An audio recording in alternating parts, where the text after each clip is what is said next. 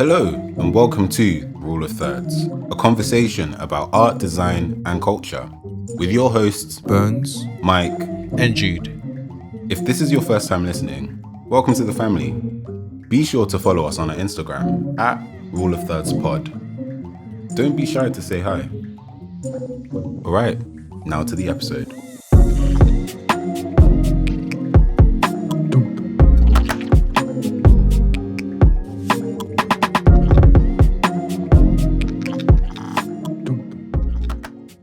With the rise of NFTs, a newsletter showing no signs of slowing down, the boys discuss the importance of ownership and how they navigate the current digital landscape as creatives. Hello, my wonderful people, and welcome to the Real First podcast. Yeah, man. That lotion in voice. You know what? You know what I love? Yeah, it's consistent. That's what I can appreciate. It's consistent. Every single week. This is my natural voice, bro. Hello. Call me. It's Hey, birds. hey, ladies and gentlemen. But yeah, how's everyone doing, man? Hope you lot are well. How is you guys? How y'all doing? Yeah, how are you, Michael?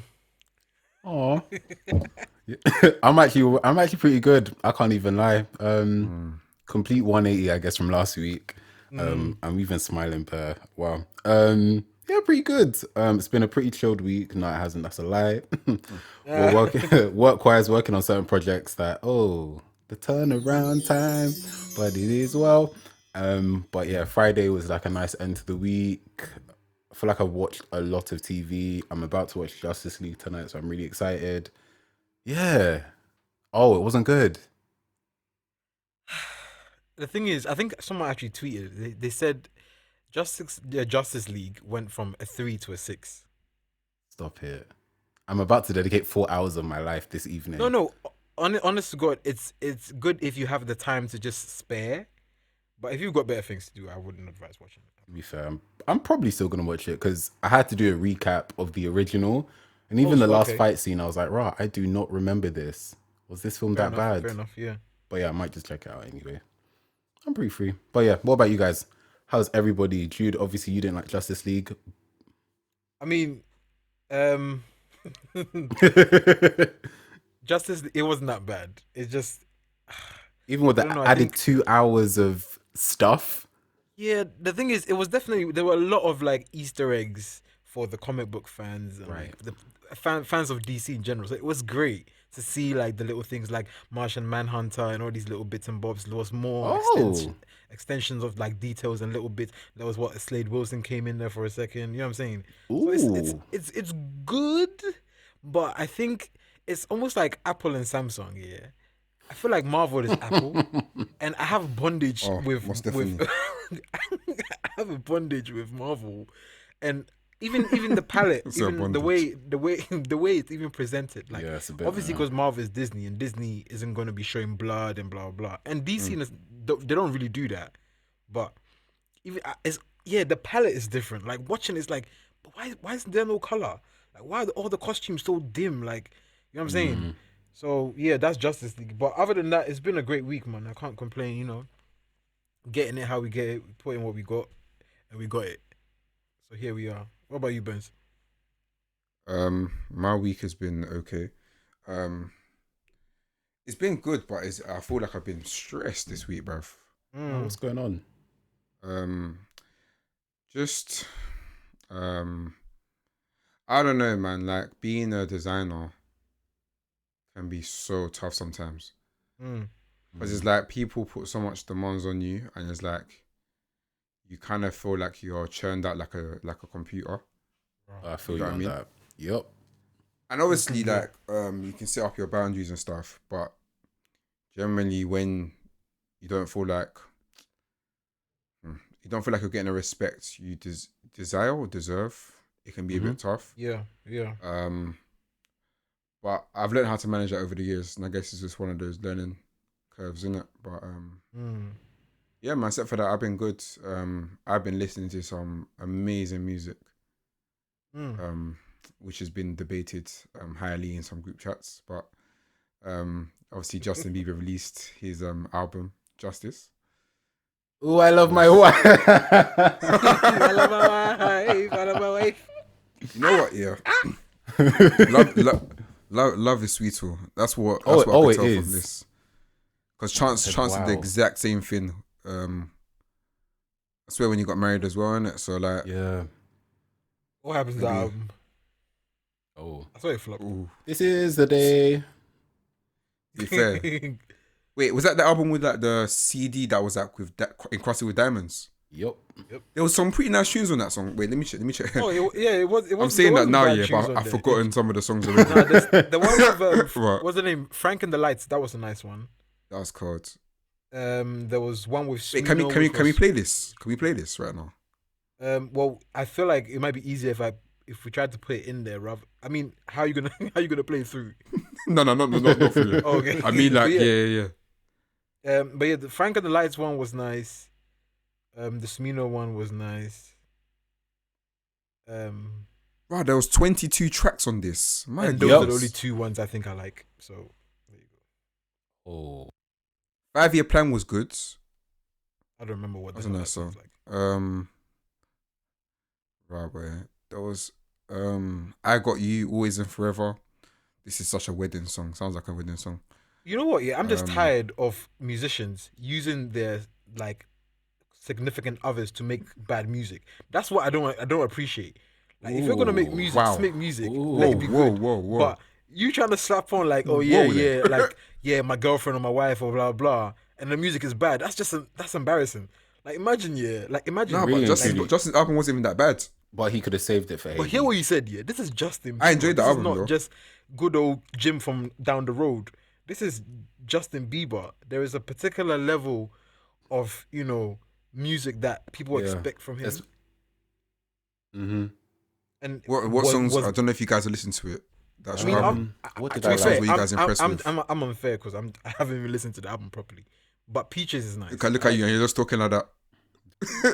It was nice. I guess I like Peaches. Everybody loves Peaches. That's Of course, the music video is so I cool. do like Lonely. That yeah, song's no, it's sad pro- though. How can man end the whole album with no, that? though? that's the thing. I feel like he just added it on, because it doesn't go with the Yikes. theme of the album to me anyway. It's just it feels like you've just gone on like it's almost like an introduction into a new album. Yeah, Next he album. could have left if that it. I makes feel like sense. maybe because it got loads of streams, so he just added it there to just help with the numbers. In my personal opinion, That song was the sad. video man. as well. Oh my gosh, with like a younger version It's of sad. him. Heartbreaking, but Right. To be fair, it makes sense because I remember when I was in secondary school, and back in them days, the Beliebers were rising up. My goodness, I used to. The If I'm being honest with Beliebers you, were when I was a rising kid, I literally didn't like Justin Bieber Same. because of that. same.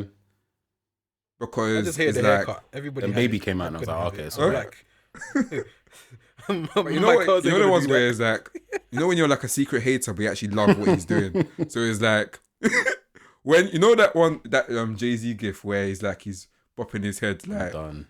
Bopping, you know what I mean? yeah. Like, so when Baby came, I was like, Yeah, I like this rhythm still, but let me not show it to you tough. You get me? What, Baby? And I was like, yeah, that one no, continue singing That for one. us. Yeah. with Luda. Rah, man. That's some bangs, you know. I won't even lie, bro. Wait, Jude, you don't like the song? What? Oh come on, man, big man. That's a banger. Wait, So you never did when I was Baby. 13. Wait, what's I had my first love. You I had didn't my do that. first yeah, it was the first crush or first love, something I like that. can't lie. Wow. I didn't do that. Still. Wasn't that even Yeah. ludicrous? Or never say never. Are you mad? No, wait, hold on. How does that Never go say- again? No, that's Is that Jaden the, wait, Smith. which that's the one I like. He might be bigger than me, stronger than me. He might hit it. That's the one I like. That one I like. But I you can- don't I like can do with Baby. that. But you like. Okay. I feel like Baby was not meant for my demographic. Okay. No. This is. What? I hear that. I That hear song bridged that. the gap, but bro. What Ludacris gap, please? helped just Wait, what gap? No, ludicrous bridged the gap. I'm not enjoying Please, it. please. Oh my Just gosh, you throw guys. any black guy on there does not make him. He actually had bangers. You gotta relax. He had bangers like Somebody to Love with Usher. Hey. No, wavy. No, but that's the thing. He's always been like associated with the blackness. I'm not doubting him on that. Like, yeah, I get it, but I just feel like I don't know who he is now. He is a. Like at least back born then, again, you he's could born tell, again, like, he's born you again. know CCM, what I'm saying? It's, but He's a pop. believer. CCM pop with bro, a sprinkle it's of mad R&B. confusing, fam. I feel like though with this music, I feel like he's on a journey. Like you can clearly see that And he's gone where? through a change. No. But then He's gone through a Yummy, change. Because trust me, that previous album, what was that? Yeah, that song yeah. should have been kept in Hey. the vault still. think about the titles, bro. The last album was called Changes. Why? You But tell he me, thought, Burns. but the thing Why? is, No. Look but at he his thought Instagram that page. You'll was see the why. one. Like my guy thought that I'm giving you the best body of work that I have, and then it did what it did, and he was like, "Oh, forget No, about like it." Changes was a cold was it album? Was it a tape? It What was was an it? album. Definitely was an album. Oh, that's his first album in like I 5 think so. years. Oh yeah. I mean, it's Purpose for me His banged. purpose. Yeah, Thing. that album was You didn't like Purpose? No, sorry. Purpose and Journals. Yeah. Like Purpose and Journals, that's like top tier Bieber. You didn't like My World Like 2.0? after that, it's like nah.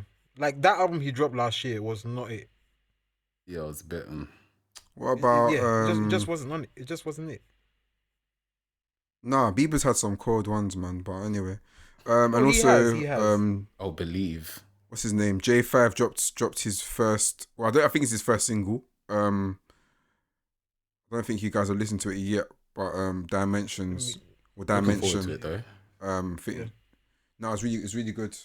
I think what I love is that especially for like African creatives, obviously in this context, West African creatives, I feel like there is really like identity being painted. You know, I feel like for a long time we've not seen it as much as we should have. I think maybe going to Ghana for the first time in a while, last year or 2 years ago. Yeah. I actually start to see like like these that have their own culture and way of living, way of creating, way of dressing. And even from that music video you can really see it. Like Rema, for example, like, you know, so-called people like even like Santi, Yeah. like the alternative, like the Alte kids. See, like, yeah. Like I really love what they're doing in the west side right now of Africa. But yeah, But it's just weird because Good like as well. what I've realized is that most people from the West, not West Africa, but just the West in the world, Western world, yeah. are going there and borrowing this aesthetic Mm. and not really allowing the people there to flourish in their own spaces. If that makes Yeah. sense. Could you give examples? I'm trying to think of the most recent one. I was gonna sing a song, but I was like, oof. No, go through. No, I'm trying to think. I don't think there's any recent ones that are like blatant, but you can see it happening, and you can see it slowly boiling up. The more the music comes to the forefront, the more you realize people are starting to Do adopt. you mean like Afro even there's a lot of beats pop or music now. alternative?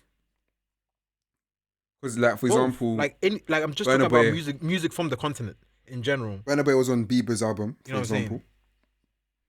He was There even you on go, Sam for Smith's, example. which I did not understand. You see what I'm saying? And it's just kind of like, oh, let me just sprinkle a bit of, African flavour. suya pepper on this and bounce. You know, it's just kind of like there's more time. Yeah, Suya he didn't pepper. need to. They don't even need to be on the song, but it's just because that's the new thing. It's like, ooh, But maybe they want to though. understand. Maybe they want to actually collaborate. Maybe Burna Boy actually does want to collaborate with Bieber. Do you know what I mean? Oh no, it's a possibility. I'm not doubting that at all. But I'm just Yeah. saying, like, I feel like they're underutilizing some of the talents. Like Slap, that song with Sam Smith did not bang. It's mad actually because he has a song with Tiwa Savage as well on her album anyway. But I'm just like, I wonder what inspired those collaborations. I wonder indeed. But I'm then I guess saying, like, it just feels that's like label Slap. politics as well, right? I'm sure the label will be like, oh, it'd be great to collaborate with this person or whatever, because the sound is popping and stuff. Or If Burna Boy goes into the studio, and this is me just speculating, I'm pretty sure Burna Boy can say, I don't want to work with so and so, where he is now. Even before, like, if you think of like The Gift, my Yeah. guy has a song on his ones. So yeah, Gift? Beyonce's The Gift. oh, Like, it was literally just him on the song. Like I just feel like that song, to be fair, was literally his song going on the album, and it just said, "Can we have a song?" And they were like, "Yeah, just take this one." You know, but that's a different conversation. But I just feel like they're always underutilized, like the artists. Like it's very easy for the artists from the continent to bring in people from the Western world and infuse them into the sounds. But then when it's the opposite way, it just sounds so weird and like forced. You know? Yeah, I hear you. Like I just don't get why like there's this kind of like, it's almost like they're trying to adopt the sound but don't know how to. It was like hip hop, when hip hop like was kind of like, especially in the UK, because that's probably the one we've seen the most. But it's like when you start to realize they're trying to mix in the hip hop with the pop music, and they're not really trying. They're testing things out. But it's just always weird that you can tell like it's I guess like it seems trendy. feel Like it's something like authentic. fresh. I don't want to say exotic, but in a creative sense, I guess it's exotic. It's different. It's new. Oh my god, this vibe. Yeah. Well, I think on the flip side though, like I remember people tried to get onto Drake for this, but do you remember there was a nice summer. Was it 2016? 2016 summer, fam. Remember Like, those days, that guys? summer What actually happened I this can't that lie, summer? those days Because I were feel crazy. like people say this, but then was it something 2016 else when you actually released happened. that Was a thing? bit like, So what the mixtape playlist thing? well, More Was Life. like was it No, More Life? Life was 2017. Yeah, More Life.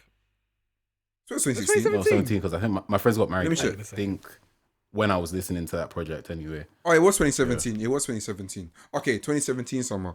Like, Are you thinking of that's Views? when was that when? Am I thinking of It Views? might have been Views, I'm you talking know, about the you're song. right, hold Nah, on. it couldn't have been that. The song with Wizkid. What album was that on? Because that song came I think that's Views. was it in One Dance? Yeah, that's Views. I haven't even listened to the full thing, but yeah. Yeah. Because I think it was what it was. Yeah, it was One Dance, isn't it?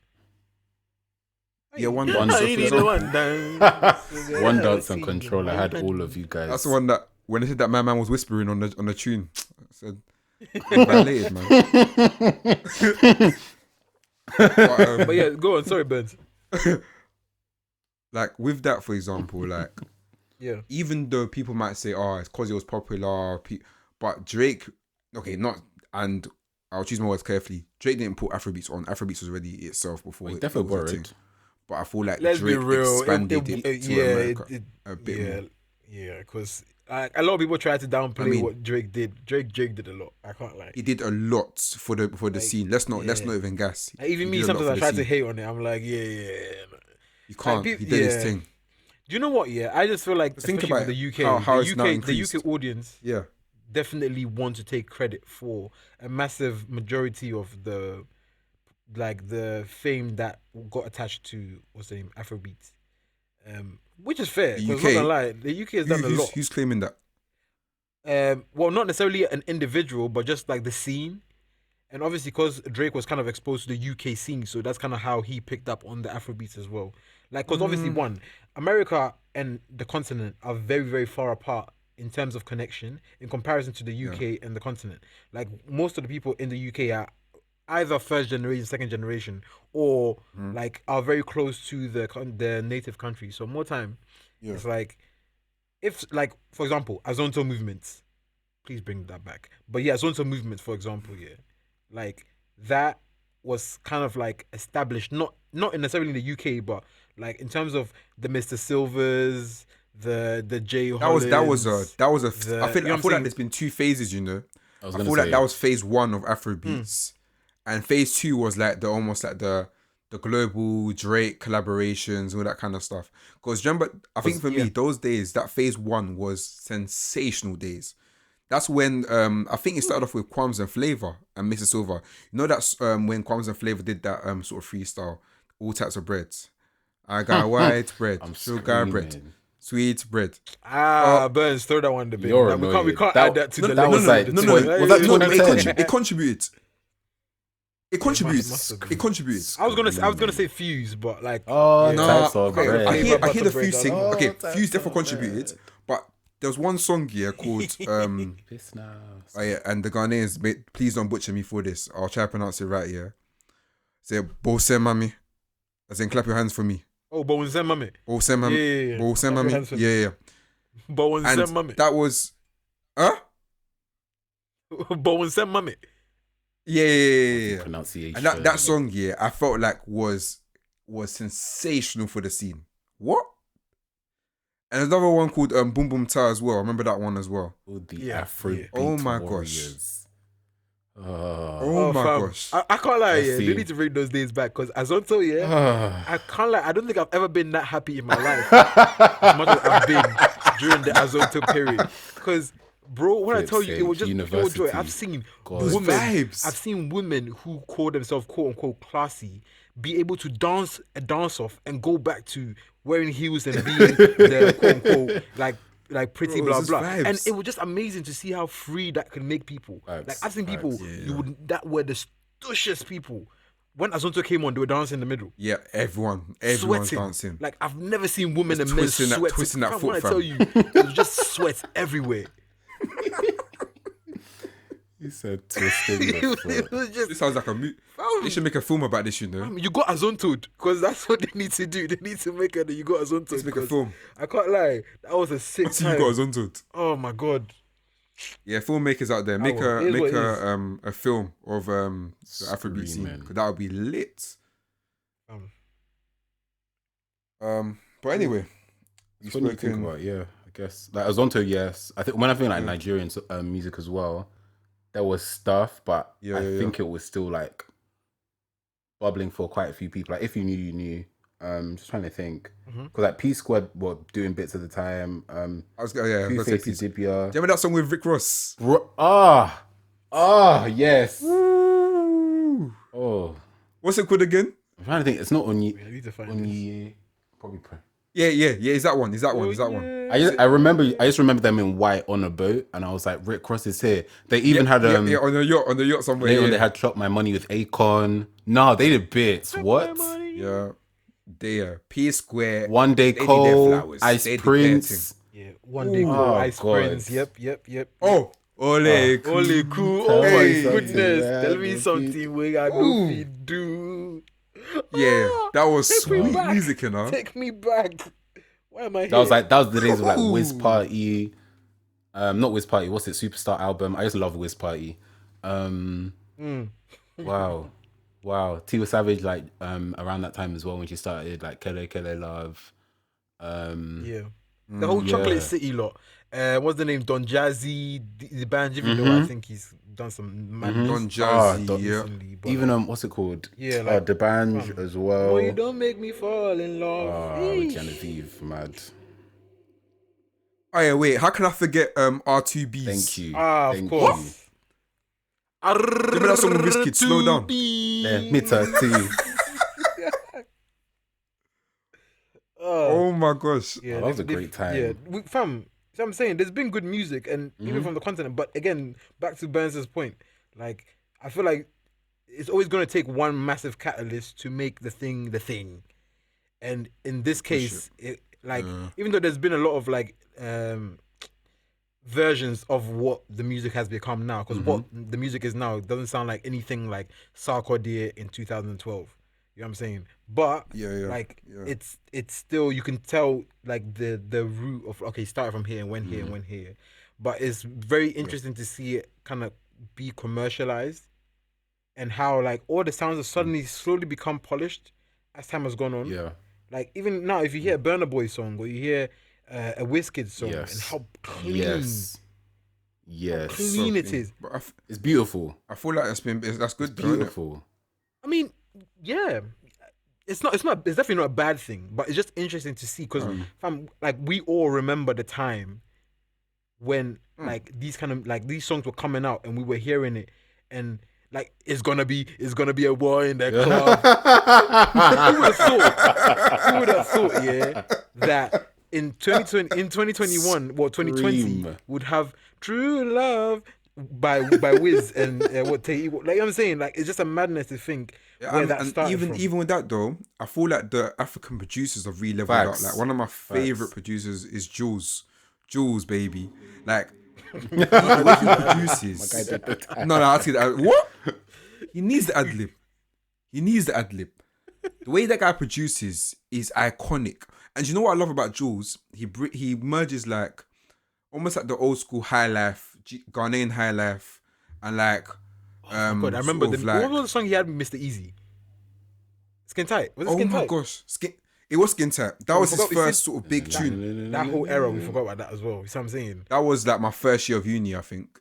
That was Juice's moment when he was like, every single Juice baby. Then you hear the guitars come in, Juice, baby. then you just know something. Simple empty beats. Oh my God, what a time! Yeah. I don't know if you That guys was remember. There's this girl called Shay. She plays the keys. Yes. Oh yeah. I So follow. that, my God. Yeah. You know what? I saw that live. You know, I saw her because Mr. Easy came to Viva Hall party, and I never went to that. You know. Bro, you missed out, fam. It was a good time still. I know, bro. Yeah, but she did that live. Mad. She did that live. That was oh my God, that was a good time. Yo, this is sad, you know. I'm just thinking facts, who would have 2021 was still in a pandemic. Now we're in the Afrobeats appreciation mood right now. You know? Love to see it. But yeah, man. Like even I remember the composers. I mean, I must say I remember their composers are still at it. I mean, do you know what I mean? They're still doing their thing. Yeah. But composers, for example, like oh my gosh. Yep. And that's what I love to see fam. though, is the fact that like the culture, especially when it comes to Afrobeat, has never been like taken away. Like we still haven't had white people try to adopt Afrobeat the way they've done hip hop. Right. And obviously there is a massive gap in terms of age. So it's understandable. But it's just interesting to see that the people who deserve the flowers are getting the flowers. Whereas in most cultures, what we realize that, the first people come, they lay bricks, then the next people come and then they do this and they do that. But like, I still remember like, what's the name? Sitting in the corner, Ondo. And then to see him go full circle, you know what I'm saying? So now, it's just beautiful, 'cause it's like, you would never, like in most cultures, you would never see that happen. Even in design. Like most people will come, set a trend, and then they'll leave, and someone else will come and make it 10,000 times better, or steal the idea, and then they're gone. You know what I'm saying? Very true. So it's just that it's really. I Really feel like this nicely segues onto our next topic of ownership. I feel like ownership has become key to the movement of this, even the Afrobeats industry, for example. Yeah. And like even in ownership, I think we could tackle it in various ways, but like of recently, there's been this massive trend of like NFTs. So NFTs, for those who are listening that don't know what that is, because we didn't know what the hell that was either, are non-fungible tokens. And yeah, it basically is like a unique sort of like cryptocurrency, Bitcoin-ish kind of stuff, which we'll unpack. But what have you lot heard about NFTs? Michael. Yeah, what have you lot heard about anyway? Yeah, Michael, what have you heard about NFTs? Jesus. Not that I can explain the inner workings. I'm leaving it to the other two gentlemen. But yeah, from what I've seen, so like you said, using like cryptocurrency to buy art. So I think my general understanding is like you bid for a piece and then you can own it and then you can maybe like trade it and like still sell it to other people, but the artist still gets a percentage, which is pretty cool. But I've been really surprised at the way it's like people have gone about it, because it's like you're sending like JPEGs or like MOV files, but it obviously you have like a certification to say like this is like one of one, authentic or whatever, and you can add things to it as well. So the first time I heard about it was actually on Clubhouse, and you know, I know loads of people don't like Clubhouse, but you know, it's all about the people that you follow. Don't follow nonsense, you won't see a lot of nonsense. So I was following a couple artists, and I saw a room that was like Beeple sells painting for I think like 9 million, or NFT art for 9 million. So I was like, huh? I saw like digital art and I saw 9.6 million. I said, what the hell is this? So I go in and find out about this guy called Beeple. I think this was like 2 months ago. Yeah, this guy Beeple, he creates series of like projects and digital art, like kind of like 3D work. Sometimes it hits on political things that happen. I think it was the piece around the inauguration, around the like presidency. So if Biden would have won, I think it would have been Biden. If it was Trump, it would have been Trump. And then something to do with like the piece itself. would change depending on who became president. Trump lost, so it was a weird picture of like, I've really got police sirens. Sorry, police sirens. My bad, guys. But yeah, it was a piece of Trump laying on his front, naked, and I think maybe there was an arrow in. Was there an arrow in his? But I'm gonna have to check this because if this is not, What if in the this is not world? the piece, this is gonna be mad embarrassing. People are like, why are you thinking about Trump naked? NFTs, everybody.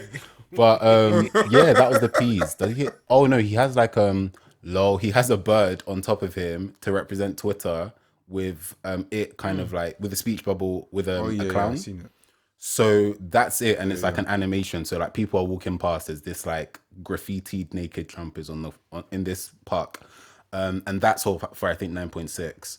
And people are kind of explaining, oh, like Beeple, what do you do? How did this happen? And this guy's been creating artwork for like over 5,000 days. 15? So Yeah, 14, 15 yeah, years. yeah, 15 years, long time, and somehow it was a lot smaller, I guess, at the time. NFTs, I'm assuming they've gone on for a while. Oh, I tell a lie. It was 1.6 million at auction. Yeah, they've but been I around think it for might a have while. got resold. 1.6 million, not 9 million. Oh, sorry guys. Thank you.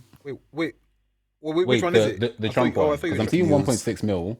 No, that you Yeah. know, not trying to be a Trump myself, news, fake but news. basically it sold for a lot of money, guys. A couple million. And even recently, he released a new piece of work, or like all the work till date, and that sold for like a lot of money. But yeah, like the whole idea is people bid for the artwork, and it still sometimes they can go through art. What do you call these places? Not art dealerships or Auctions. yes, but like through because I think Sotheby. Is it Sotheby? Oh, so yeah, Sotheby's. Sotheby's. What is it a gallery Yeah. or is it like a art auction or It's Auction house kind of. auction house gallery. Yeah. all right, so yeah. so people can do it through an art auction house place, or they can just upload their work, but the way you have to go onto the platform, I'm really explaining the whole thing. Wow. Yeah, the way you go onto the platform is almost like Clubhouse, so people will give you an invite to join. So it's quite limited, I guess. But yeah, that's basically it. So I listened in and I was like, wow, so you can sell digital artwork for this amount of money. I want to make this kind of money and make it out the hood because I'm tired. But obviously your network helps as well. But that's like my general kind of gist into my understanding. Yeah, that was very good. What about you guys? What have you seen so far? You definitely know more than you were. I was scared to get things wrong, you know. As in, These times he's probably selling. He's probably selling man. NFTs himself. I wish. but you lot, yeah, definitely fact checked everything please. we're saying. Like, do the Correct research me. as well, because yeah. But so from my understanding of it anyway, so I watched this video by Wall Street Journal. So I made a few notes on it and stuff. But essentially NFTs, so non-fungible tokens, and when you think, so what is fungibility? So fungibility is, so this is opposite of non-fungible, essentially where you can exchange an asset for something with a similar value. So the example that they used, for example, was like, okay, say you had like two £5 notes, and now you converted that to one £10 note. Yeah. It still holds the same value, if that makes sense. Right. Whereas a non-fungible token doesn't. So it's unique in its value. So you can't get anything that's like, it can't be easy substituted for something similar because it's very unique. Yep. So let's use the example of like trading cards. You know, back in the day, people would have these Pokemon cards or like match attacks or top trumps and all this kind of stuff. Yeah. They have its own unique value. Even to take it to like streetwear, for example, in the streetwear context, like something like Yeezys, for example. If you go on StockX, the price of Yeezys right now would be crazy high. Or Jordans or Off-White. Similar idea. But obviously this is more from like a cryptocurrency context. So for example, like another example would be like the Mona Lisa couldn't be swapped by a poster of Mona Lisa from the gift shop in France. It doesn't hold the same value, if that makes sense. So with that, when you purchase NFT which is like when you purchase an asset. So, for example, say someone put like a digital GIF or something. With that NFT, is stored like the information of like who owns the digital art, who sold it, when it was sold, and to ensure that it's not like to ensure its authenticity is encrypted with that information. Um, but I think the only thing that could be potentially wrong with this is that the potential for fraud. So a man could really get like their an AI file or JPEG or a PSD and be like, yeah, I created this. And then some of these auction houses can't verify it to any extent. Do you know what I mean? So, and even like, so I mean, on the flip side though, anyway, talking about more about the positive sides of NFTs, what it does do, it basically allows digital creators to make money. So, I'll probably post this on the Instagram, but just like a quick example of like why NFTs are so expensive. And NFTs, I think I should probably explain this at the start, but like to actually purchase them, you need like a cryptocurrency. So what's the word? What, Ethereum? Yes. Because guys, my pronunciations can be very funny sometimes. Oh, it's a safe space. But say for example, I bought I'm gonna call it ET because I'm not even gonna pronounce it. ETH. But say for ETH, yeah. Yeah. Say I bought a digital GIF asset for like 200 ETH. Yeah. In like and in real time, say for example that was £8 million. Because that's the value of it. That's why it'll be that expensive, because 200 of that is equal to that. And now, if there's less of that item, like I used to do economics back in the day. So in this diagram that you'll probably go on our Instagram page, you'll probably see it. But essentially, there's a diagram with I feel like I'm doing like a maths class right now, bruv. On the x-axis, you will see quantity, and on the y-axis, you'll see pounds. Now, you got the simple demand and supply curve. Now, if the supply curve moves to the left, then that reduces the quantity, but also increases the price. So actually, NFTs work because is only one authentic piece available. The scarcity of it drives up the price, and that's how people are able to profit from it. For example, and this is actually starting to be used in music, NBA, different things like that. But yeah, there are fears that it could be a digital bubble in the making, and that soon eventually could pop and crash. Yikes. So Yeah. hey, let's see how long this lasts for. Hey. What I was gonna say, I think anyway? the definitely the interesting part of this whole NFT thing for me, like I got introduced into the crypto thing like last year by a friend. Shout out Daniel, and I've kind of like always like outside of crypto just thought about like ownership and how like important it is, especially for creators. And I've always found it interesting because I work across different sides of the arts. So in the music space, it's a completely different experience in terms of ownership, where like Spotify is paying you chicken change, in comparison to a space where, like, for example, if I publish a book and I get to sell it and earn all the royalties technically from the book to myself. So I think it's very interesting with NFTs right now. Obviously, there's quite a lot of what they'll call high gas fees, which is basically you paying for the transaction, which is unfortunate. That's the part that kind of gets messed up, because what happens is if the price of Ethereum goes up, so does the gas fees at the moment. So if right now, I think the cost of one Ethereum is about almost £2,000. Yeah. And I think you have to pay obviously a fraction of that, which comes up to around, like, let's say $60 roughly. But if the price goes further up, the more you have to pay just to get something uploaded onto the what do you call it, the matrix kind of thing, where you can actually sell.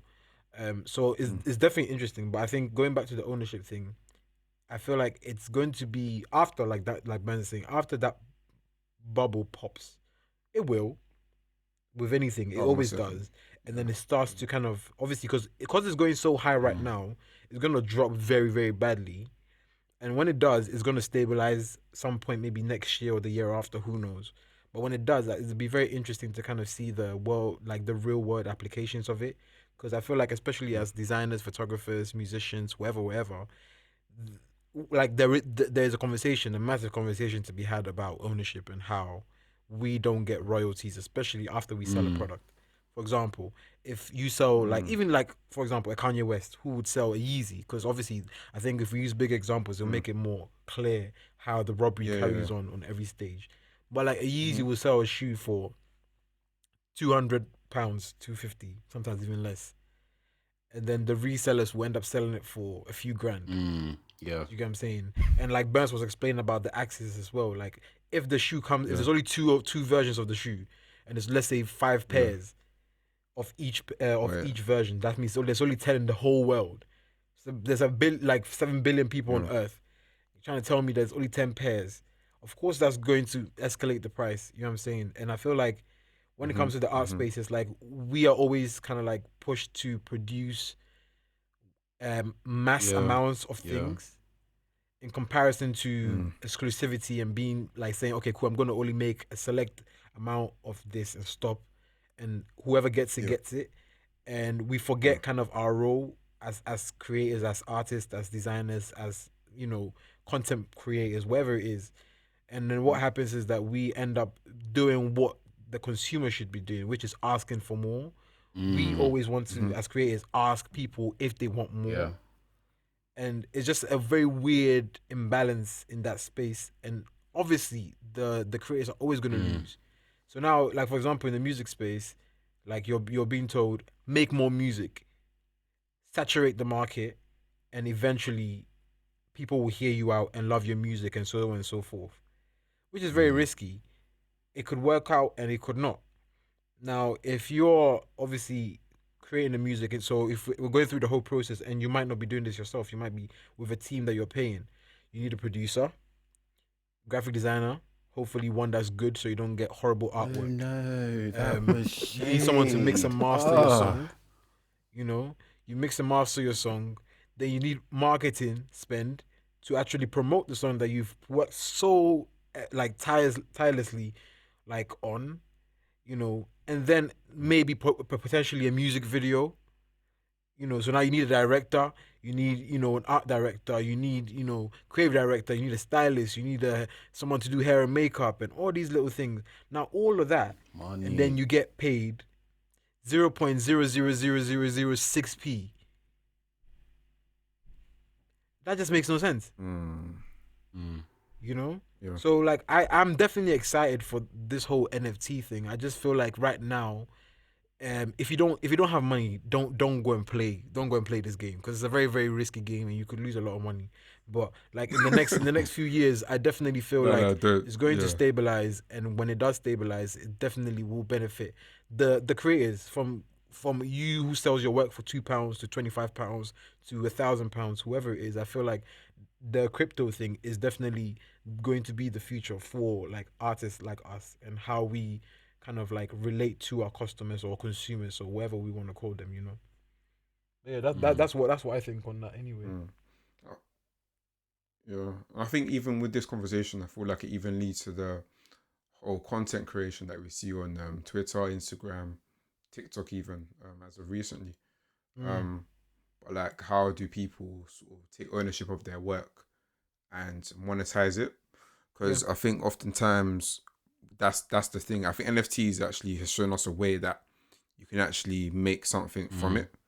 But at the end of the day, I mean, you're spending hours creating content for people, and you're not getting the return. And maybe this opens doors to new ways of monetizing what people are doing. Thank you for supporting us by listening. Be sure to share your thoughts with us using the hashtag #RuleOfThirdsPod. Enjoy the rest of the conversation. This all reminds me of what Wu-Tang Clan did a couple of years ago when they auctioned Martin an Shkreli. album. Yeah, one of one. Oh yeah, I remember that. And it sold for 2 mil. So, even though not everybody was able to listen to it, it was something that they wanted to do and it worked. So I Yeah. think when So commented, what? Who's got that right now? someone Martin Shkreli. who is currently being investigated for some Investigated. Yep. activities. He's always been investigated. That's the thing. That guy is always on some type of watch list. Interesting, but Yeah. they that's his personal problem. Wu-Tang Clan. They're fine, but yeah, like Yeah. it again. Looking into the whole like artists taking control, I guess, of Yeah. what they want to do with their work. And I remember that around that time, people had the quote of having like, what's more important, having 1,000 loyal fans who will basically like purchase and support anything that you release because they really admire your artwork, or having like millions of, I don't know, followers, listeners, readers, whatever, insert, and them not really engaging with the work too tough. And I think situations like that remind us as artists, creatives, about building that community of people that actually care about our work. Because even when we talk about content creation, it's like sometimes you can see artists being pulled into the conversation about content creation, but art and content Yeah. creation are actually two different things, Mm-hmm. in my opinion, anyway. Because I feel like Yeah. with content Yeah, they are. Speak creation, on it. that's Speak like on it. Speak on it. Speak on it. like for social media, maybe it's Right. quick content that's like here today, you interact with it, you engage with it, and then you move on to the next thing. Whereas with artwork, it's a lot more long lasting. It's something that you hopefully will interact with more than once. Like it's not something you just see and then you dip. Like someone's put a lot of work into that piece, and it's for an intended audience to kind of view or to admire or to actually take in a lot more as well. And maybe so. I would challenge that though. I feel like sometimes they can merge together. To be fair, because I know there's definitely been times that that piece that they release every New Year of that woman walking up the. Oh, for Oh, yeah. flip's sake. That's art, but that's really social media content. If we're being honest, so I feel like there is a cross between them sometimes. I was gonna say as well, it's quite debatable the whole idea of that maybe content creation is only for social media or doesn't might not take. Because I think like who dictates how long art would take to then become art, and then it's like, okay, for example, Michael, you take your time, you're sitting in front of After Effects for hours, and then you create an amazing piece, and then you just call it content creation. That's so disrespectful. Very, very. Yeah, I like. And I don't Like, like you can't it. tell me, yeah, you know what I'm saying? You can't, like, all your works can easily sit in a gallery space. So why call it just most content definitely. creation? That's just disrespectful. Do you know what I'm Yeah, saying? yeah, I agree. That just makes, like, for me, I wouldn't accept that. Like, I won't, like, I get what you're saying. I guess the content creation, for example, if someone is producing for the now, for example, if you're talking about a current topic or you're producing something that is in trend, then Yeah. I could see why that could become content creation. But I still feel like that can even fall under art. Like there's so many memes that have fallen under art just because there were You're things that right, were you're happening right. at a particular moment. You know, like even the, I mean, it's probably debatable, but the Kayode Ewumi row safe meme of him doing the little, like that's art. If he goes and sells that as an NFT, he could make so much money. Do you get what I'm saying? Because he technically owns it as intellectual property. But So where does therefore he can where say, does that look, come it's from me. as well? Well, it comes from content that he created, but with the intention of it being art, because it was technically like meant to be a drama type, comedy type, skit type thing. Yeah. But again, like I'm saying, like the fact that that came out of that and then lived in its own bubble. Like most people don't even know who the hell Rose Safe is, but a lot of people know that meme. Yeah. You get what I'm saying? Like I'm pretty sure most of these Americans haven't watched it, but everybody knows that meme of him tapping on his head. You know what I'm saying? So it's just interesting. I was gonna ask though, because for example, I remember when I was in class doing my masters doing photography, and one of my tutors was like, "Oh, did you know about Instagram's rules on posting? That if you Yeah. do post, and obviously a lot of people don't know this in terms of terms and conditions and reading the details, but if you post anything, they own what you've posted. Therefore, they can replicate whatever you've posted. They can reshare it. They can sell it, whatever, etc., etc." So I was gonna say, how do you guys feel about having like? Cause I'll give an example. I just like a few days ago shut down my actual photography page because I was like, I don't want my work to live on Instagram.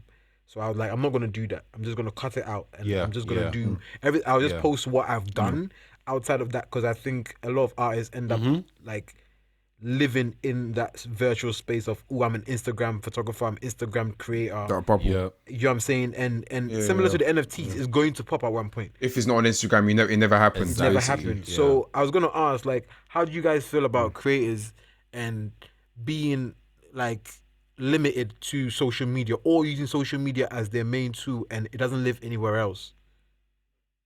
Mm. Very dangerous. I mean, the other day, literally Instagram, well, Facebook, which owns everyone, so WhatsApp and Uncle Instagram, Mark. basically shut down. It was so funny because I remember I literally switched from my Wi-Fi to my 4G, and I was like, "Yo, this thing is still not working. What is going on?" And like even in our chat, like we obviously had that conversation about, yo, like, What's going yo, on? Yeah. I mean, yeah, you know what I mean. And I think it kind of brings questions where it's like, yeah, we actually have to create things outside of just Definitely. social media. I think that's why even things like incorporating your business or having a separate website or a mailing list or different things are just so important, because actually she's looking at me like, but like different things like that are so essential, because you know, if you don't have that, say Instagram closes down one day, Yeah. what you gonna do? There's going to be so What many you gonna businesses do? that just like vanish off the face of the Instagram. planet when Instagram goes Yeah, down. gone. People Gone. that take Like, How do you actually connect? mad. How do you connect to your people? people You that take know? their orders from Instagram, do all Scary. of all of the customer service through Instagram. Like, it's a very serious thing, because like, Jude, your question is something that I've literally been thinking about like for the past year. And I think when, you know, like for example, when we were on the Rooted exhibition, for example, so even in situations Yeah. That was where cold. no, it was great. It was great. You guys should check it out. Ogilvy and Mediacom Rooted exhibition. It should be online, I think, still. But yeah, that was virtual, and that was like a lot of great creators coming together. But like, I think for me, when I was having discussions with people about my work and, for example, opportunities like that one, it got me thinking like, Right. wow, a lot of my work, I'm saying a lot, all of the work is actually on my Instagram page. And I don't like, before, I think I went through a period where naturally, as you're finding your flow with your work, you obviously create a lot of stuff, don't you?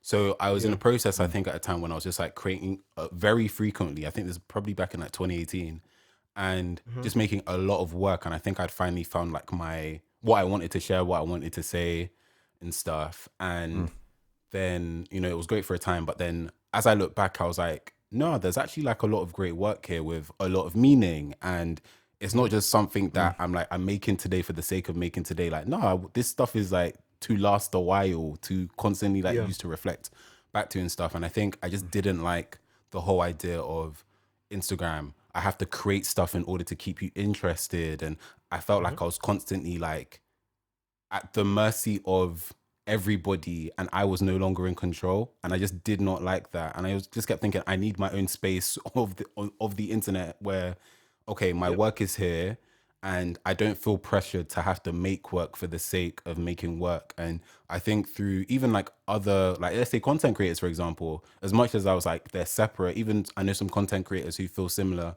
There's a great YouTuber called Evelyn from the Internet, and even with her, she kind of discussed how she went through a phase where she felt like she was just churning out a lot of videos. And even with quite a few YouTubers, like, they make a lot, they're very consistent. And then in like a year's time, they're like, oh, hey guys, I'm burnt out, so I'm taking a break from YouTube for a while because I'm tired.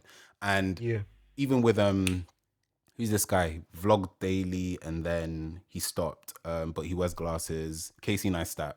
Similar thing happened with him, and he shared in an interview, I can't remember with who, the effect that vlogging daily had on him. He enjoyed doing it, but he said, I'd find myself like creating moments, or like get my wife to repeat certain things in order to like capture the moment in a certain way. Oh And no. then Oh also no. like the quality of time that I had with people, it wasn't as much because I was thinking about how to capture deteriorates. these moments. I missed out a lot of really cool moments as well. And it was all, again, because you're trying to feed this beast of trying to capture everybody's attention. So with all of like these things in mind, I was like, I'm not going to lie, I don't want to put myself in this situation. So slowly, like the way my relationship with like how I share on social media, I probably released more, less stuff, but it's a lot more intentional. But then in the back of my head, I'm definitely like, I know I don't want to put all of my stuff here. I don't want it to have to be on Instagram for you to know, oh, Michael's shared a piece of work. So I'm in the process of trying to build, I'm saying build, have I started? I've planned, but try and like make my own space,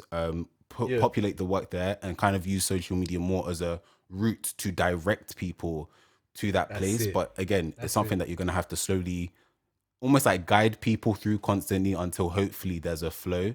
Because like, you know, the other day when Instagram was down, oh, imagine if it's down and everything is deleted and you haven't saved anything. Now what? So Jesus. hey, so you know, my goodness, it's got me thinking. It's definitely like important for that. Even emails aren't a thing. I remember back in the day, people thought emails would probably die down. Because of like social media and stuff. Emails ain't dying down. Emails and newsletters emails are never a dying down. thing still to this day because people still value, you know. We check our emails pretty much every day. People value that. It's that interpersonal, like the fact that you can have it with you, direct link to someone else. Exactly. You know? Exactly. Michael, quick question. So you said you were talking about like having it in another space. When you say another space, you mean like your own website? My own website. Just yeah. So is that the other space that we're speaking of? Because when I think about it, even as much as we want things to be like, to be honest, we can, like, for example, it kind of depends on your discipline. But say you're a photographer, maybe that's printing out your books and printing out your photos and putting in like a photo book and then selling that in the future, or never selling it, but just having a record of that. For designers, again, like having your own website. But I think even like, we do have to, I guess, acknowledge that the space that we're in is a digital world. Definitely. It's not going to change. I mean, I don't see it going back to like, I mean, we still have physical copies and stuff, but I feel like the digital world is where we reach our masses rather than physical. 100%. I feel like it will change, though. I feel like it will change. To what? How do you feel like it will change? That'd be interesting to know. I think the way social media is now, it's obviously about the numbers. It's all about data. It's not necessarily putting the. And again, there's one thing I've learned since like university times. Machines are non-biased in terms of like how they treat human beings. Obviously, when it comes to racial blah blah, that's more like defined. But in a general sense, they see data as data. They don't care if you're posting things that are racist, if you're posting things that are sexist, if you're posting amazing work. It's data to the machine. So right now, it's a data-driven thing. How many numbers do you have? The algorithm, who's liking it, who's saving it, all this kind of stuff. And like, it's very easy to post something that might be harmful and still get the numbers that you might not get on something that is more positive. It happens all the time. More beneficial. You know what I'm saying? So I feel like it's going to get to a point, and I feel like with the conversation of NFTs, it's going to be quite an important shift to the space where, like Michael was saying, interpersonal, almost like your own little space on the internet. And it's going to become like digital real estate. Facts. In essence. Yeah. That's how I mean, see. That's already happening, fam. Like, if but the thing is, right Amazon, now, for example, we're all renting spaces, but we're going to get to a point where we own our own spaces. Right now, what's happening is that we're renting all these spaces. We go on Instagram, we rent it. We go on Facebook, we rent. Twitter, we rent. Amazon, even we rent. eBay. Well, technically with Instagram, we're not really. But to be fair, that's interesting because that even brings on the conversation. Let me try and find an article. But that gives us conversation of that. Is it Super Follow on Twitter? Super Follow. Yeah. So there's this new thing that they've announced. So actually, my friends, The Guardian, released an article about. Couldn't help yourself. They released an article about this. But basically, it's a feature. I'll read it. Twitter's announced it will launch a Super Follow feature, which lets users charge followers for access to exclusive content later this year. That's what YouTube have been doing. Like all these other platforms. Mad. It's needed though. So basically, Twitter are basically branching out from their advertising sort of revenue stream and thinking of obviously more ways to make money. And this is so almost like a Patreon kind of vibe. Yeah. But it's still under real estate. You're still renting someone's space.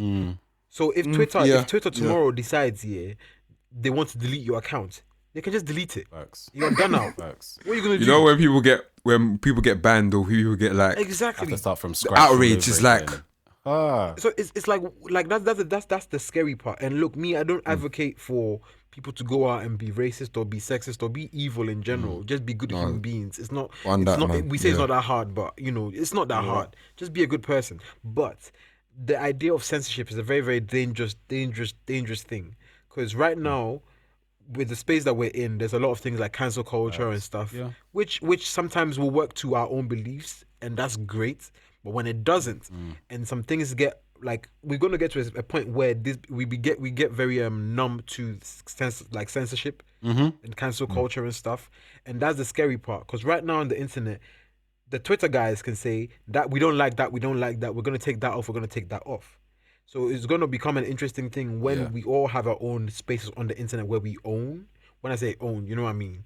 But when we have our own spaces, then that's going to be a whole different ball game, because then people can go and do their racist stuff in the corner. That's a scary future to think of. That's a very scary future.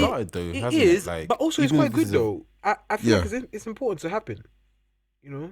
It's definitely something. Sorry, Michael, go on. What were you going to say? I feel like it causes more conflict. I feel like it depends on the people who have that power at the end of the day, because it's like, how well do you understand?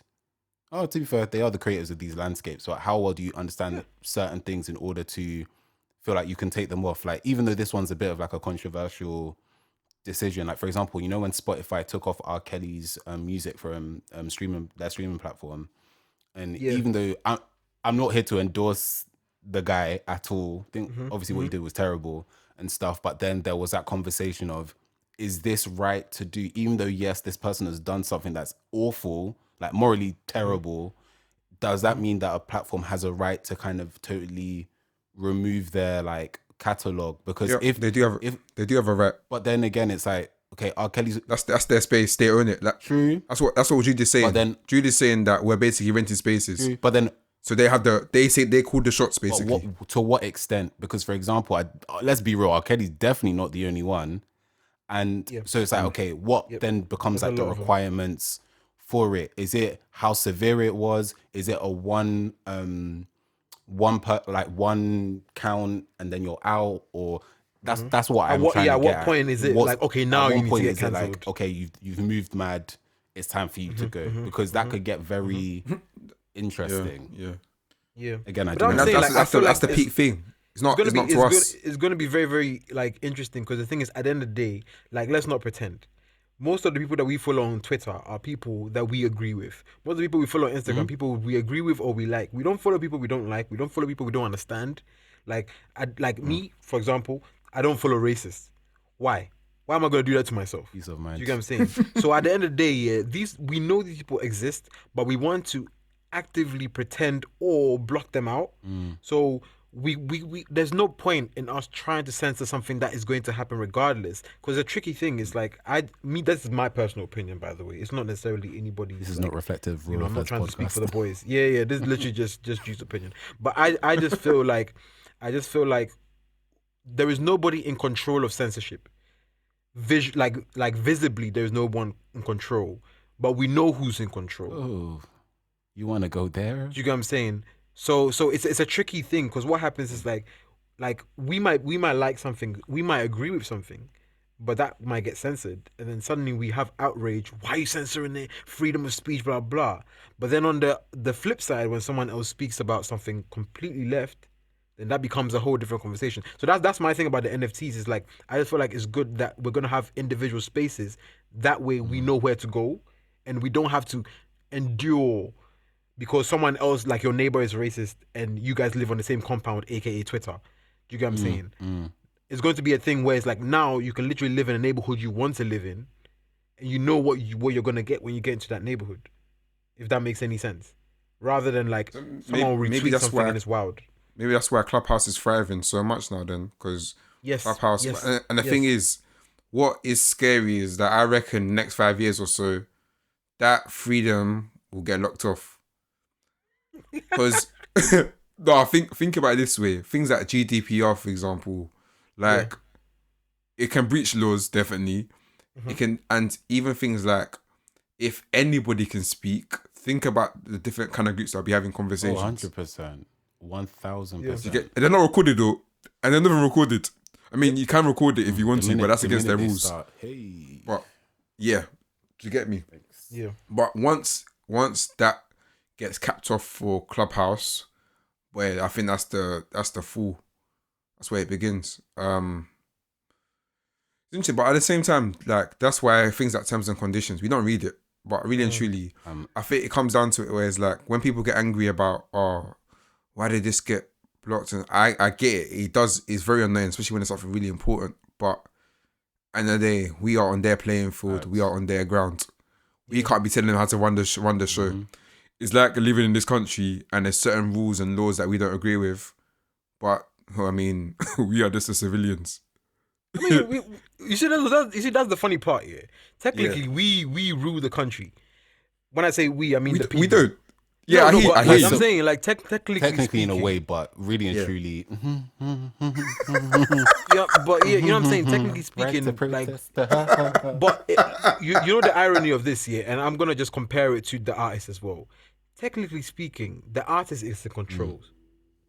Same way a government is a control. Same way a president. But this is the thing that they sometimes they don't feel like they are, though. That's the thing, because of and that's when we're made to feel. I feel like if the audience are telling you your work is trash. We're made to feel this way. By whom?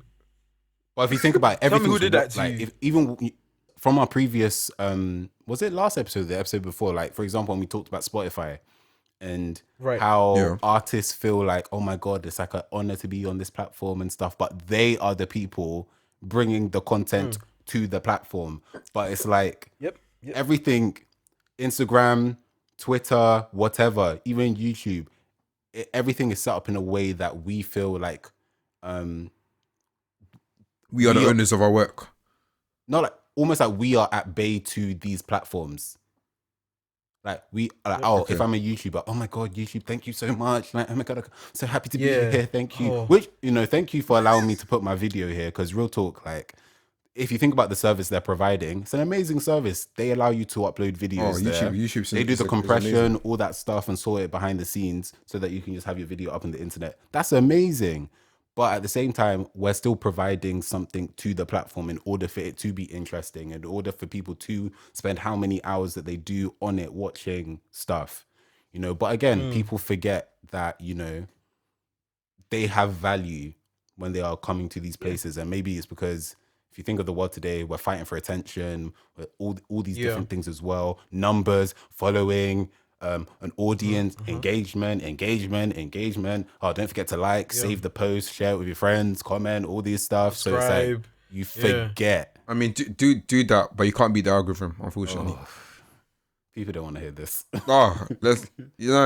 Look, in this world, you have to hear the real news sometimes, man. Otherwise, you'll get finessed. And the fact of the matter is, no, please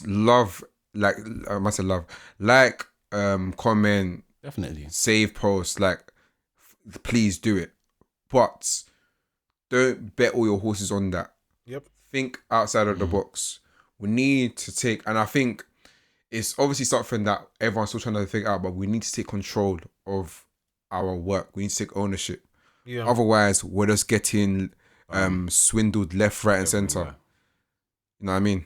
Yeah. Guys, what would you say are some of the ways to, I guess, have ownership? Especially as creators. Negotiate. I think so there's this page I follow. It's called ironically on Instagram. It's called The Numbers Game 1. And they recently posted something yesterday about Kanye West's Yeezy brand and the timeline. About the whole Yeah. And I think one advice I would say is definitely negotiate and look for what's the best space for you to be. So I'll just read out the timeline. It says that Kanye left Nike in 2013 after being offered 0% royalties, which is absolutely insane. Because he wasn't an athlete. But That's it's so Kanye insulting. West. Yeah, no, It's Kanye no, West. that's what I'm saying. Think about the influence he No, had. facts. I'm saying that's mad. Yeah, but the that fact was that their they're reason. saying, Their reason was that was because his he excuse. wasn't an athlete, which is crazy That's when you think insane. about what he did for the Nike brand. But again, Ridiculous. they played themselves. Anyway, yeah. So he signed Adidas deal, receiving 11 to 15% of royalties while retaining 100% ownership. Annual revenue was 15 million in 2016 and has grown to 1.7 billion in 2021. Kanye earns 150 million yearly from shoe sale royalties, and now he signed a collab deal with Gap, potentially worth 970 million. And I think one thing that I see here is definitely the art of negotiation, but also the art of time. Take time, like build what you're doing. Think about it, like. Well. Yeah, have vision for what you're doing. Like, what is it that you want to do in the future? So, for example, if it's a thing of like you do, what example could we use? Say, for example, you're an artist, you do painting, you sell pieces of art. What is the vision? Do you want to have like a collection that you pass on to your kids, or you put in a book? Like, what is the vision that you have? Because from that point, you can start to plan, okay, because I need to do that, maybe I need to either do an independent publishing deal or something like that, or do you get me? Like, just think about, make those steps to where you want to get to in the future. Because if you don't, you'll be like everyone else, swindled in Instagram, swindled in YouTube, not maximizing your ownership, basically. So that's what I'd say anyway. I'd probably say, so obviously vision's important, because even with the Kanye story, there's a guy who owns a brand called Bevel. His name's Tristan Walker. I've been following him for a very long time, and he has these really amazing razor blades, like barber clippers, and they're like really high quality. The way that the blades even work, it's to kind of cut your hair, like black hair, at like surface level, so it kind of causes less like ingrown hairs and stuff. So he was really intentional about making a high quality product for black men to barb their hair, because obviously there's issues with like razor bumps and all that kind of stuff.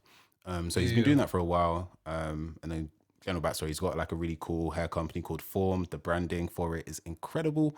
But yeah, so this guy, he mentioned recently how he was in a meeting with Kanye West randomly a couple years ago. He says he can't remember what the meeting was for, but he thought, okay, let me just show Kanye like some of my, what I'm working on. So he brought out his laptop and showed Kanye like what he's working on and stuff.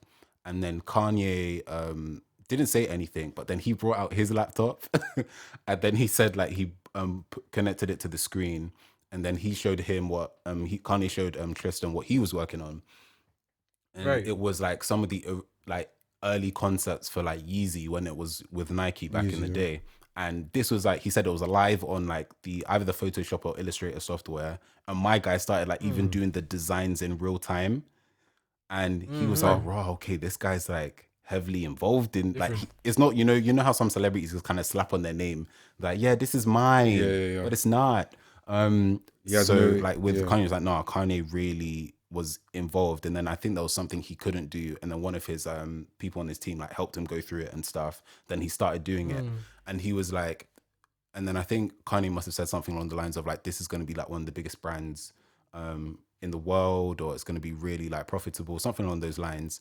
And Kanye for time has been saying how like he's going to be a billionaire. And even back in the days where we did not understand him, this was during like Yeezus times when he had the interview with Sway, and he was talking about like Ralph and how he wasn't being accepted by fashion. You ain't got the answer, Sway. It ain't Ralph though, back in those times, and we were like people were laughing at him. And I remember like for me at the time, because I think this was like 2014, I was growing into understanding more about, oh wow, there's this creative passion that I have. I saw like a frustrated artist who was just trying to be like understood, but he was just kind of like flopping with words, lashing out.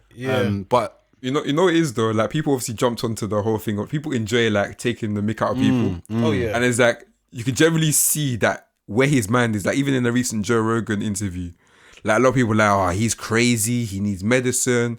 It probably does though. To be fair, Yeah. I won't take that out of it. But it's like people Definitely. because they see he says that, mad things. they discredit Yeah. they discredit everything that he says. Yeah, of course, yeah. You know what I'm trying to say? But that's the thing, like, Yeah, Michael? that's what sometimes we do. It's like, okay, we can pick out certain things that sound crazy, but we don't take the whole thing into context or think about it. And I remember, around the time I was even like trying to learn more about the fashion industry and how things worked. And he was like, oh, I'm trying to have meetings with people, but it's like people just look at me and they don't respect me. Similar thing happened to like Victoria Beckham when she transitioned from like the Spice Girls to having a high fashion brand. And seeing where it is now, you're like, oh, okay, man, she was actually serious about fashion. But again, a lot of people pigeonholed him because he was like, you're a rapper, like, what's your business? And I remember then, I think I watched an interview later with he designed for Adidas and Machino, Jeremy Scott, and he even said like, oh yeah, sometimes like Kanye will come over and I'll be like, oh, can I get your advice on how to do this? And it will actually look like he's actively listening and taking things in and taking notes. The same with probably Riccardo Tisci as well, because they've done stuff together. So with him, he's had that vision and he's been working towards it. And no matter what people have said, he's just been like, no, like this is what I believe and I'm gonna go about it. And now he's done it. People are like, oh rah, like it's apparently the richest black man in America in terms of net worth and stuff. So Forbes said no. And even when you look at the response, like it's true. I remember when Dre got his deal with Beats, Apple. And everyone's like, oh my God, he's a billionaire. Congratulations. And to be fair, Kanye's probably said some mad stuff, so I can understand why maybe people are quiet. But it's interesting now, the kind of response that some people have not had, like maybe as vocally as others, because it is Kanye West and he's actually done what he said he wants to do. And I know he's not everybody's cup of tea, but I think with him, it's amazing seeing how he's believed in himself and he's had the confidence, despite saying some really crazy things, to see it through. And I think in terms of tips as a creative or an artist, it's having that confidence, like, cool, these are the rates of my paintings or my artworks or pieces. And this is why, because, you know, the time and the effort, the materials, this is the subject matter. These are the things that I want to explore. And just trusting that that audience over time will grow and people will like support that work. Because sometimes, you know, when things don't work out straight away, we like to sometimes shuffle and maybe shift. Sometimes you might actually need to adapt because maybe things aren't working. And if you actually think about it, some things may need to go, some things may need to be added or adapted or whatever, but still stick to your guts and don't allow the opinions vision, and don't allow other people to kind of cause you to think otherwise, or because it's not working at this current moment, you're now like, okay, let's just like give up and forget about it and stuff. Because don't give up. Just keep the vision burning and keep it alive and be confident that it will work for you. Because I think one thing I'm realizing now, especially when you look at where other people are, like a lot of it really does come down to like how much you believe in yourself, how much you believe in what it is that you do, and just standing with your back straight and being like, yeah, this is what I do, this is me. And some people may not like it, but there'll be one person I'm sure that'll be like, oh, I actually like really enjoy what they do. Like I remember the full quote about the 1,000 loyal, you know, followers. It was like, would you rather have 1,000 loyal people that will buy a piece of work for like $1,000, or would you rather want like millions of people that you have to like sell your work for like, I don't know, £1 or £10, but then not all of them are necessarily going to buy it and stuff. So like, what's better, you know? And I'd probably rather have the 1,000. This is so funny. This reminds me of our first episode. When you man said that I was it enemy of progress because I was talking about niche markets. You get me? And this is exactly what I was talking about. We didn't say you were enemy of progress. Wait, what? No. You man was saying that, like, okay, I won't mention my man's name in it, but He doesn't want to say it. Angel. Couldn't help it. But like, my man has got it, you know, get me. I love that for you. So if he dropped a project for like £100, you're gonna be there. Would to you be buy like, it? yeah, I'm gonna buy this and support it. You better say yes. No, don't lie. £100. Come on, I'm not paying £100. But So you don't see the value. I'm not paying 100. Wait, so like you Gets can't released this flip thing. an I paid angel money for project. that. Kano, I paid money for that. If it's like, it has to be reasonable, £100. Why Okay, are you let's say if selling there me? was like 1,000 copies, physical, not digital. No. I'm not a diehard Angel fan like that. So you capped in the first episode. That's what you're saying. I weren't capping, man. I just said he was a good artist, bro. Sipping my drink. Nah, man, it's important, bro. Like that loyalty is just so important. Like, again, that's where that vision comes into it, because I think oftentimes if something's not going well, a lot of people will be like, all right, cool, I want to stop doing it now. And that's where you would lose the bag completely. Yeah. And that's where vision comes in. Vision keeps you grounded, because you're like, look, I'm not doing this for the masses, but I'm doing this for the people that will be blessed by what I'm gonna do. Do you get me? So it's like, it's more than just to get 100 likes in one day. It's more than just to get this or that. This is legacy we're talking about, you know. This guy. And I think that's something that all of us have to think about. I know Birds loves this damn line so much. I was waiting for you to drop the gets bar still. I was like, flip's sake, again. Let's talk about legacy. I don't care about nostalgia. My best years are ahead of me. There we go. Get me? Hey, you know the funny thing here? I think when it comes down to that, even that bar about my best years are ahead of me, I think a lot of, especially artists, like we don't learn forward. I don't know if that makes sense. Like learning forward, a lot of people learn, I'm going to learn my past. I learn the Picassos, learn the Monets, learn the, Da Vinci's. But no one learns forward, and they don't like, okay, cool. For example, NFTs. Yeah. NFTs, they're probably going to affect your life, or crypto in general, or just like that whole space is going to affect your life some way. 100%. But I think a lot of people are very archaic in their ways naturally, and they don't want to learn outside of, like, in terms of like, okay, cool, this is going to affect my life. Let me start to think about it. Or there are laws that are being implemented that might affect my life. Let me think about it. And it comes down to kind of like creating value for your art. And I think a lot of artists think that art innately has value, and I don't think it works like that. Like, you have to create the value around the art. For example, Picasso's work isn't worth what it's worth just because Picasso is some one John from the street. You know what I'm saying? He was a character. He was a person with a personality, and a lot of people disliked him, but he was a character. You know, Kanye West is where he is now because he was a character. He's a character. Do you know what I'm saying? It's like, and I'm not saying you have to go out and be a character, but you have to build your art and your craft and create. But what I'm trying to say is that there has to be life in your art. Like, it has to have a feeling. It has to have a presence. It has to. Your art can't be just a like space for people to always reflect in.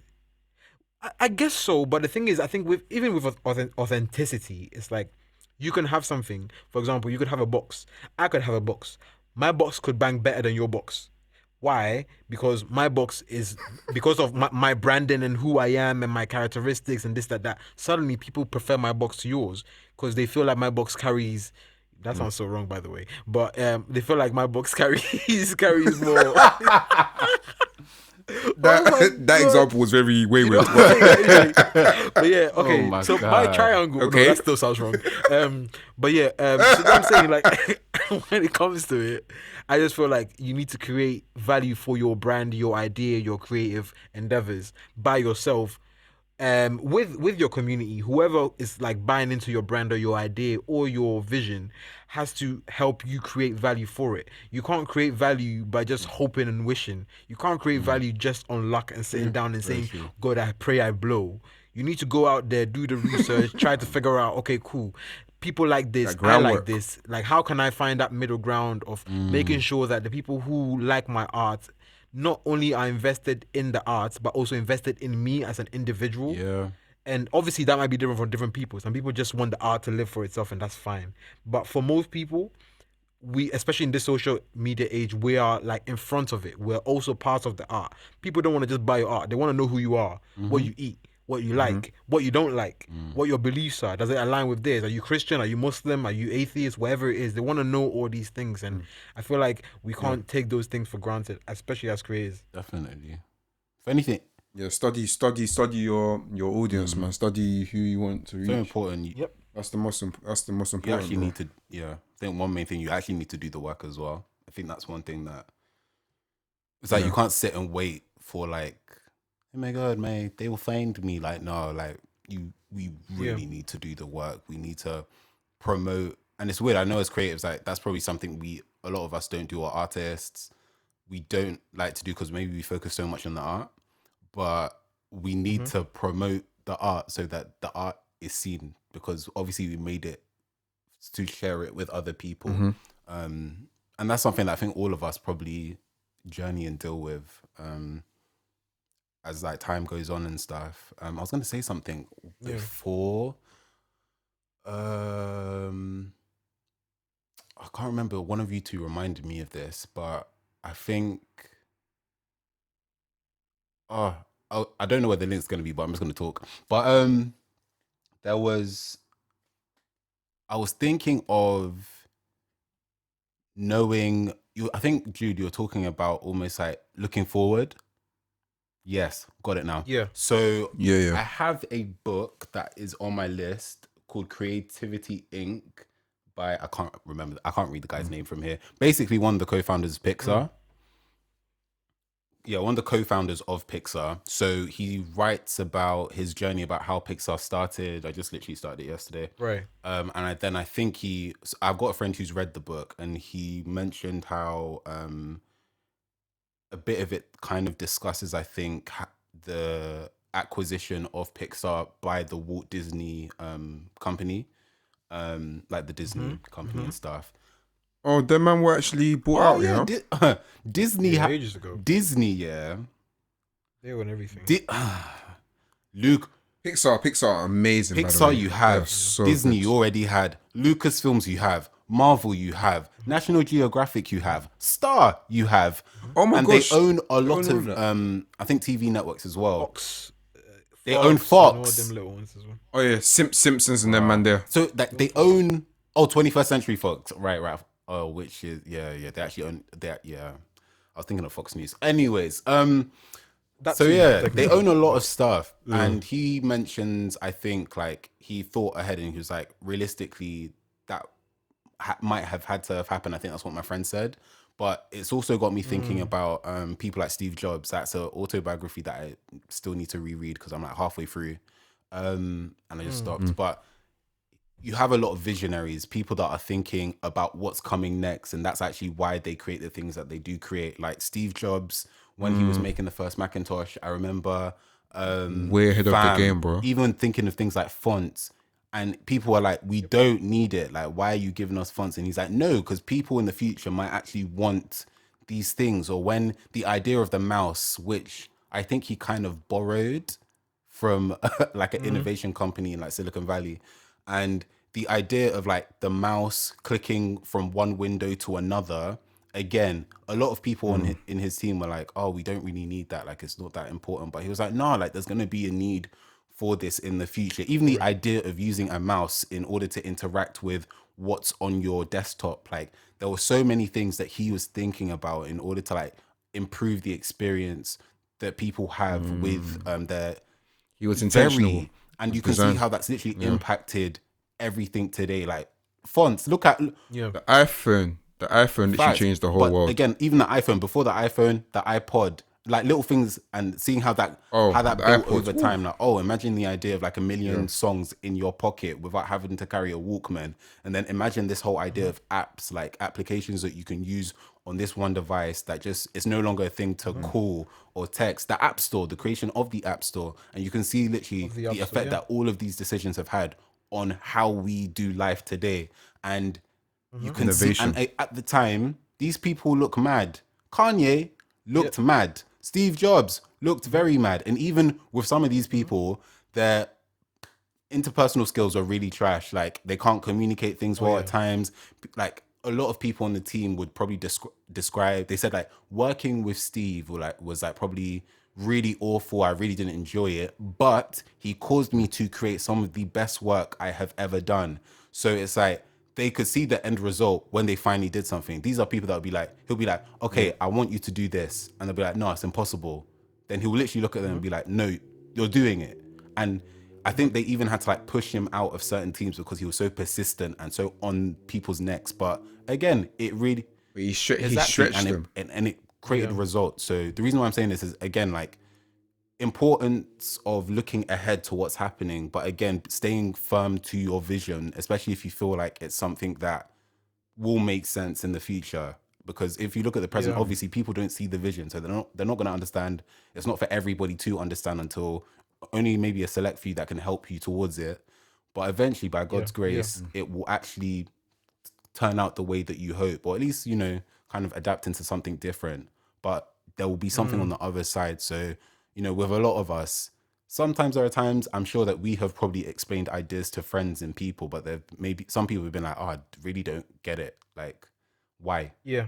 Like, why are you going to do this kind of project? Or is it going to translate well? But sometimes in your gut, you're like, oh, but I feel like this could be something and stuff. So it's really important to kind of stay true to that. But also, as you're looking ahead, some people in the present may not vibe with it. And sometimes that's okay. Definitely. Sometimes the idea might just be crap. That's cool. And that happens as well. It fully happens. I mean, and then you learn though. You have to make the mistakes. If you don't make the mistakes, so like, for example, I know a lot of people don't release stuff because they're scared it's gonna flop.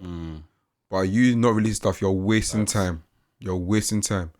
Instead of that in itself could be market research. Okay, what works, what doesn't work. What works on I think that's the thing, Burns, is the what ifs. I think all the people that Michael's mentioned, the Steve Jobs, the Kanye's, is they always ask the what ifs. But they don't just ask it, they act on it. They figure out, okay, cool. What if this and that? Let me try that out. What if this and that? Let me try that out. What if I was the biggest, shoe company on the planet Earth? What if I was a billionaire? Let me try this and that out, and let me try to, you know what I'm saying? It was always not just the words, it was the actions that followed. And I feel like, especially as artists, sometimes we get caught up in our heads way too much, and we ask the what ifs and we never act on the what ifs. Like someone will be like, I think we spoke about this last week actually. Where last week. This is like the solution to overthinking. You know what I'm saying? Mike was like, sometimes people will be like, they'll think about something, a great idea, then 2 days later they realize someone else has done it. You didn't act on your what if. If you acted on it, you could have been the person to, because the thing is, your idea is never unique. Everything that's happened has already happened in terms of like, there's nothing new under the sun. It's just about changing it up and switching this and that and that. The mouse is just another version of a pen. You know what I'm saying? It's like it's, you know what I'm saying? At the end of the day, it's just the pen broken down to two. You've got the mouse and you've got the keyboard. That's just a pen broken down. So again, it's all these like simple things that have already happened, but it's just about figuring out, how can I make this into a different experience? Because everything has already happened. Nothing is new. Don't be sitting there thinking, I have this great idea and I'm so unique and no one is ever gonna get it. I'm gonna wait till I'm a millionaire before I start it. It's like, you do that, someone will do it, and you'll be there crying and wondering, oh, someone stole my idea. I told my cousin. My cousin must have told someone, and someone told someone. It's like, no, it's not the witch in your village that has done it. It's you. You know what I'm saying? You need to just like figure it out and just get up and be like, what can I do in my capacity to get my ideas going? And like Bez was saying, it's like, it could be just market research, but it's a start, Yeah. Jesus. Yeah, so I guess we'll leave it there. But guys, we've been getting a lot of comments and feedback on the podcast, which has been very funny and very interesting. Had a few people tell me that they really disagree with me about IKEA, and IKEA is really amazing. And I think it is amazing as well. You lying? But yeah, no, I think IKEA is amazing. You can listen back to what I'm saying. I think they're great. But I wouldn't get certain stuff from there.